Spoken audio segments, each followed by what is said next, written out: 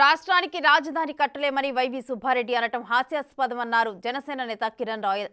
త్వరలో రాజ్యసభకు వెళ్లనున్న పెద్ద వ్యక్తి హైదరాబాద్ను ఉమ్మడి రాజధానిగా కొనసాగించాలని అనటం విడ్డూరమని ఎద్దేవా చేశారు. నేతల మాటలను ప్రజలు గమనిస్తున్నారని, వచ్చే ఎన్నికల్లో వైసీపీ పతనం ఖాయమని జోస్యం చెప్పారు కిరణ్. ఈరోజు వైవి సుబ్బారెడ్డి గారు టీడీడీ చైర్మన్ ఇప్పుడు రాజ్యసభకు పోతున్నాడు. సిగ్గుండా అసలు మాట్లాడడానికి. నువ్వు రాజ్యసభకు ఏ అర్హతతో పోతున్నావు?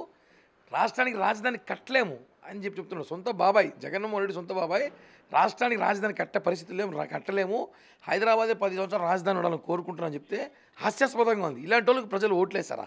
151 సీట్లు ఇచ్చారా? 23 మంది ఎంపీలు ఇచ్చారా? అసలు సిగ్గుండా ఆ మాట మాట్లాడడానికి. అతను ఓటమి భయంతో ఫ్రస్ట్రేషన్ ఉన్నాడా, లేకపోతే జగన్ జే బ్రాండ్ ఏమైనా వేసాడు అర్థం కావట్లా. రాష్ట్రానికి రాజధాని కట్టే పరిస్థితులు లేవు కాబట్టి హైదరాబాద్ 10 సంవత్సరాలు రాజధాని ఉంటే బాగుండు, వైజాగ్ని రాజధాని చేసే వరకు కావాలని కోరుకుంటున్నాడు. వీళ్ళు హైదరాబాద్ను సర్వనాశనం చేయాలని చూస్తారు. వైజాగ్ అయిపోయింది, సర్వనాశనం చేస్తాడు. ఇప్పుడు హైదరాబాద్కు పోయి రాజధాని కావాలంట. అడగమని చెప్పండి. రేవంత్ రెడ్డి తరుముకుంటాడు, దాంతో కొడతారు కూడా తెలియదు రేవంత్ రెడ్డి. అడగమని చెప్పండి, తెలంగాణకి వెళ్ళి రాజధాని మాకు కావాలనేసి మాట్లాడడం కాదు. మీ చేత పరిపాలన చేతరాదు ఒప్పుకోండి.